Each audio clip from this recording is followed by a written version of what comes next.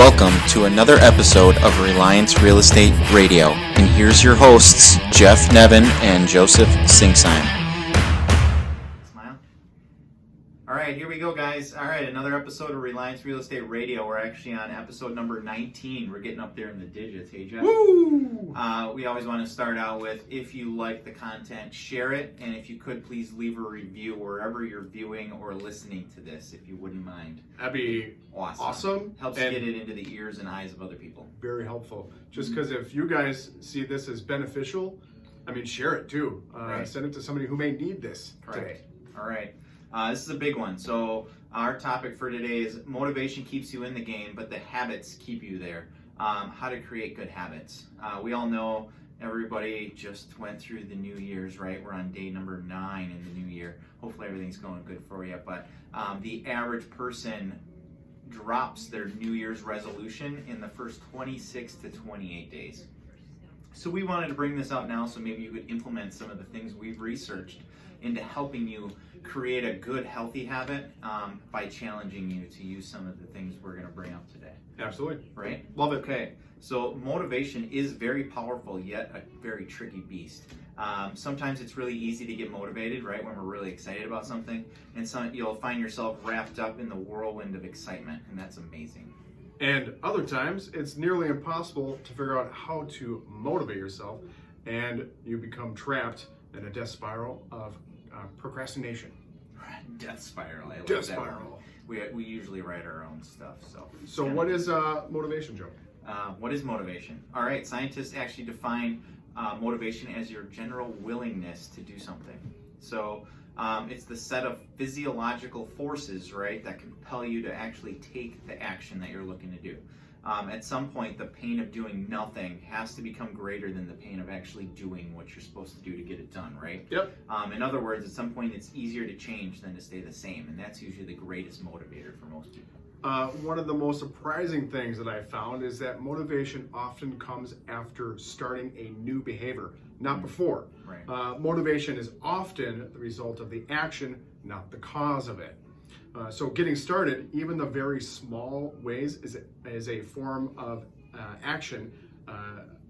Is a form of active inspiration that naturally produces momentum. Okay, that makes sense. All right. If you find it, if you want to make it easy, I guess, to find motivation and get started, then it helps to automate the strategies in behind in the early stages of your actual behavior that you're trying to create within yourself. And like I always say, if it's not in your calendar, it doesn't exist. So I would suggest starting with a calendar event or a reminder for that matter. Absolutely. If you don't have a scheduled time to do a certain task every day, then you find yourself saying things like, I just need to find the willpower to do it, or I don't have time. But if it's in your schedule, it makes it easier as a task reminder and to start that new behavior to create that momentum. Correct. So setting a schedule for yourself seems simple, but it puts your decision making on autopilot. It gives your goals a time and a place to actually live. So inside that calendar event, it's actually living there and it's telling you what to do. A lot of us salespeople or business professionals live by our calendar. It tells us what to do. We put it in there, and then we abide by what it's telling us to do. It makes it more likely that you're actually going to follow through, regardless of your motivation levels. You come into work every day, and you might not necessarily be motivated, but you know exactly what you have to do based on your to-do list or your schedule. So we're asking you to do the same thing for your resolutions or your goals. Yep, absolutely. So stop waiting for motivation or inspiration to strike you and set a schedule for your habits. Awesome. So how to make your motivation a habit. We're going to go there next. So schedule your routine. Make sure you actually time block that time out. Schedule it in the calendar, right? Your routine should get you moving towards the goal. So you're creating that. Yep, and a lack of mental motivation is often linked to a lack of physical movement. Just imagine your physical state, and when you're feeling depressed, bored, unmotivated, how I get myself to run, for say, if I'm feeling unmotivated to go for a run, I'll simply just tell myself, okay, I'm going to get my workout clothes on, and I'm just going to walk on the treadmill. I'll have the music in, but when I start walking, I'm doing that physical activity, and it ends up turning into an actual run. So then I get my workout in, my run done, but I created that motivation by simply doing the behavior. Yeah, I mean, even just simply maybe leaving your workout clothes out visually for you, maybe by the bedside or somewhere in the room on a chair, something could help you, like, visually, right? Yeah. And then I think you were saying, like, when you're happy after you do it.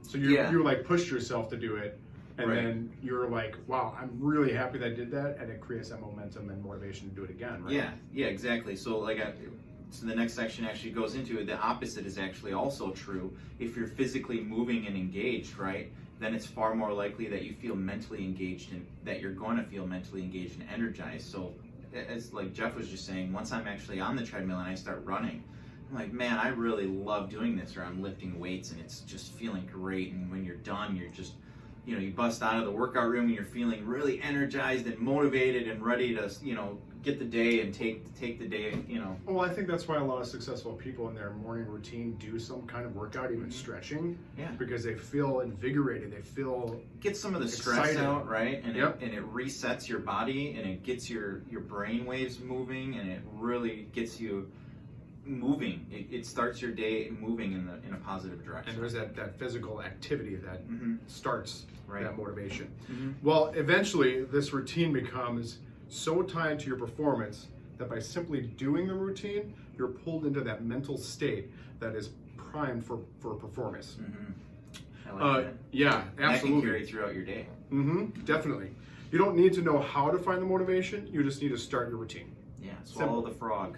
Yep, that's what we say. That's what Jeff says. Yeah, so what that means when they say swallow the frog, it's the worst thing that you do in the day. Like, for example, we have prospecting that we should be doing every morning to find that lead gen. And sometimes prospecting, we don't want to do it, but that's why we do it the first thing, get it out of the way. It's in our calendar, it's scheduled, we make sure we do it every day, right? Absolutely. So swallow that frog the first thing in the morning. Also, remember the 3 R's of creating a habit. The reminder is number 1, so creating that calendar task or putting it on your to-do list for the day. And number 1, whatever works for you is the best. We find that calendar events, it also gives you the reminder that you can have it remind you an hour before, a half hour before, at the time of the event, 15 minutes before on most calendars. So that's number 1. I think it like plants that seed too. You see it and you're kind of like, okay, now you I have plan to start for to it the mentally. next day. Mentally. Next is the routine. So the habit itself. What are you going to do? Get excited creating that habit. Like, what does that look like? What am I going to do this day versus this day? Is it going to be the same thing? Am I always going to run on the treadmill? Am I always going to go in and call certain people? Or are you going to switch that up a little bit or make it more exciting or do it in different places? Like, are we going to help other people out and do it call in the open? Are we going to go work out with friends sometimes to, get that going in just a little different direction? And then make sure there's a reward.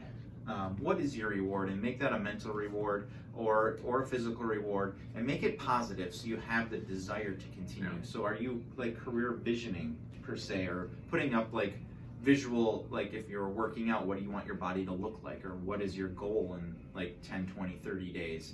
Is you not just lose weight or get fit, like what does that actually look like? Are we losing 5 pounds? How can that change your life too? I mean, being physically fit may give you that opportunity to keep up with your kids playing basketball or something. So those little things. Tie it to something, right? Yeah.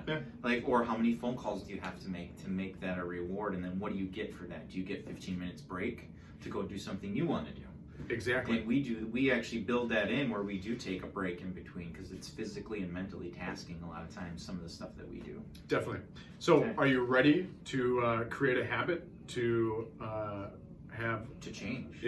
For greater success. So a habit is not formed quickly, and it's not really an easy process either. Sometimes it can be quite grueling, but it can be fun, right? It definitely can be. So once the habit is formed, it takes little effort to maintain, which is very important. Once you crest that hill, it's easy, right? Absolutely. It's just climbing it. So put to work with your very own challenge. And we're going to put a link below. Gary Keller and Jay Pavizan created something called the 66-Day Challenge.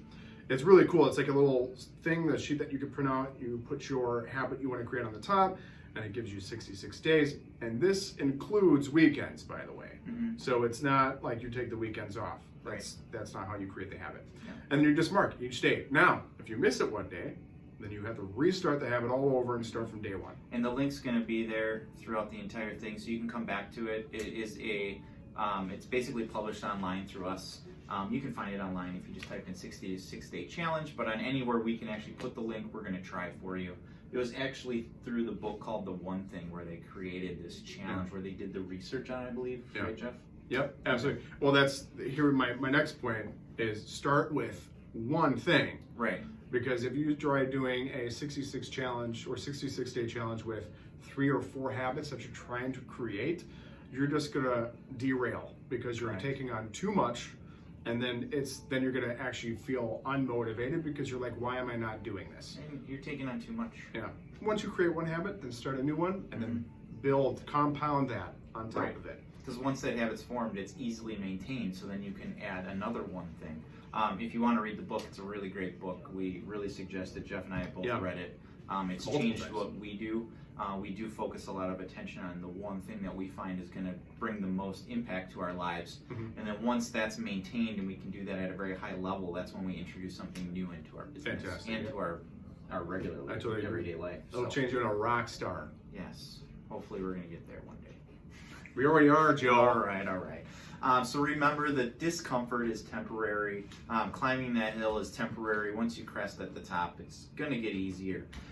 You will never regret good work once it's done.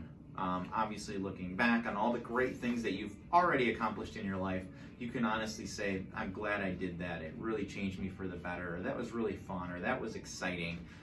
Think back and look at those positive things that have changed your life that maybe in the beginning you were kind of apprehensive about, or just like, I don't know if I should do that, or that looks really hard. If you look back, you probably are pretty grateful that you've done it. Life is a constant balance between giving into the ease of distraction or overcoming the pain of discipline. So make sure that you're running a disciplined life, right? Motivation keeps you in the game, but the habit keeps you there, guys. Until next time. Signing off.